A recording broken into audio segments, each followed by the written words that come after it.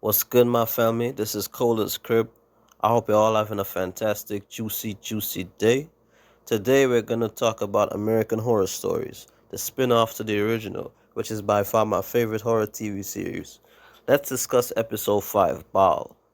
I gotta say, so far, this has to be my second favorite episode. This episode features Billy Lord as Liv Whiteley, Ronan Rubinstein as Matt Webb, and Virginia Gardner as Bernadette. Plot. The plot involves Liv and her husband Matt while they're at the doctor's clinic or doctor's office, and they're trying to conceive a child. They've been trying for a while, and it hasn't really been working out. And the doc basically are telling them, "Hey, this is the fifth cycle. You guys, this probably isn't gonna work out." And while they're leaving, contemplating what to do next, Liv bumps into the receptionist, Bernadette, and she has a conversation with her, and she tells her about the issues she's been having with her child pregnancy, which Bernadette then suggests to her that she use an ancient totem pole that she's been conveniently hiding under her desk. And if that's not creepy, I don't know what is. After a bit of persuasion, she accepts the gift from her and tries it out.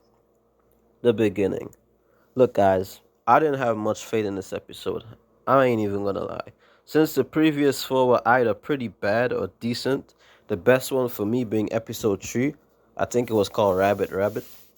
So going into this episode, I wasn't thrilled to see what they had in store for us. But to my surprise, they really changed things up.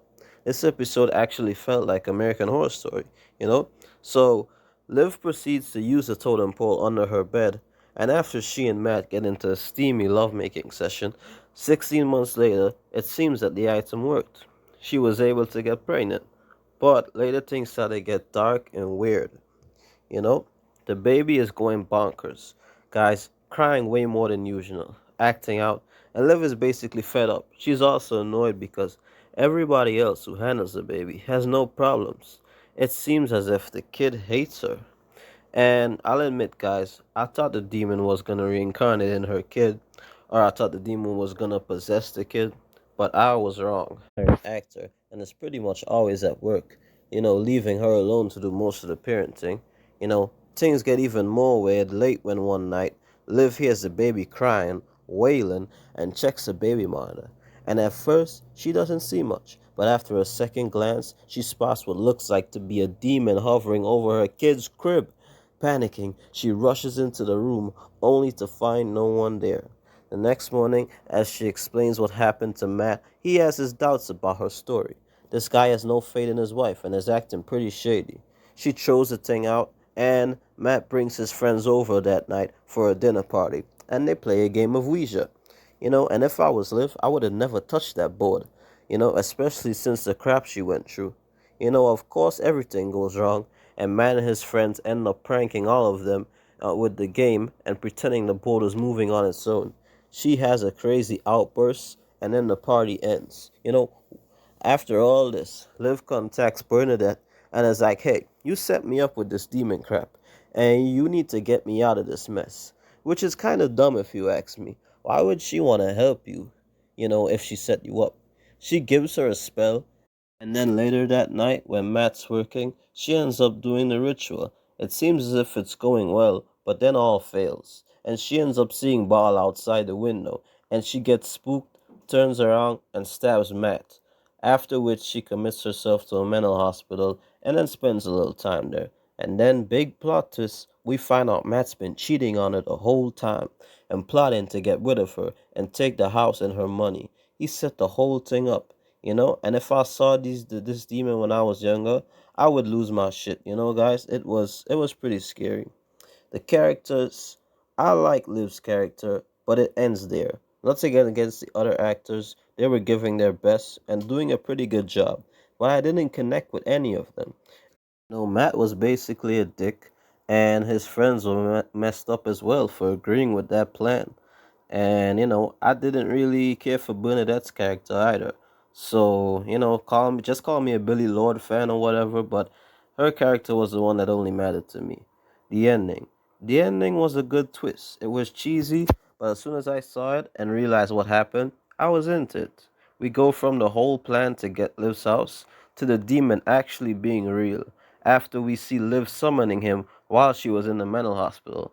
Matt going to jail was justice well served, and something I really didn't see coming. I feel like out of all Matt's friends, they didn't need to die, man. But hey, it wouldn't be American Horror Story if they didn't bite the dust. I wanted to avoid this part.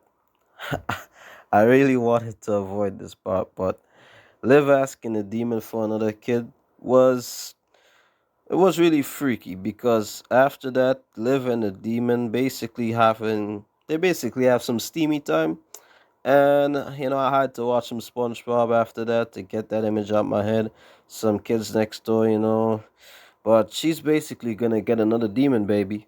And that kind of reminds me of Michael from AHS Apocalypse.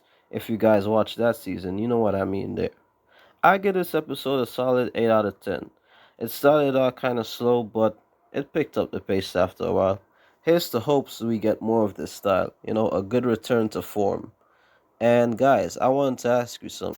I know my channel is pretty early on, but guys, I want to know do you want me to review any other types of series? I'm interested in your feedback and I want to hear your thoughts on my vids. Are they too short? Let me know, guys, because I want us to be a community and all that. And keep watching, like, subscribe, comment, all that good shit. And I'll see you beautiful souls next time. Comment below what you guys saw of the episode, especially what you guys thought of the last scene with Ball and Liv. I don't want to mention it again. Why am I bringing it up? Was it good? Was it a weak episode? And I'll be reviewing the episode next week. So have a fantastic, juicy, juicy day. Bye, guys.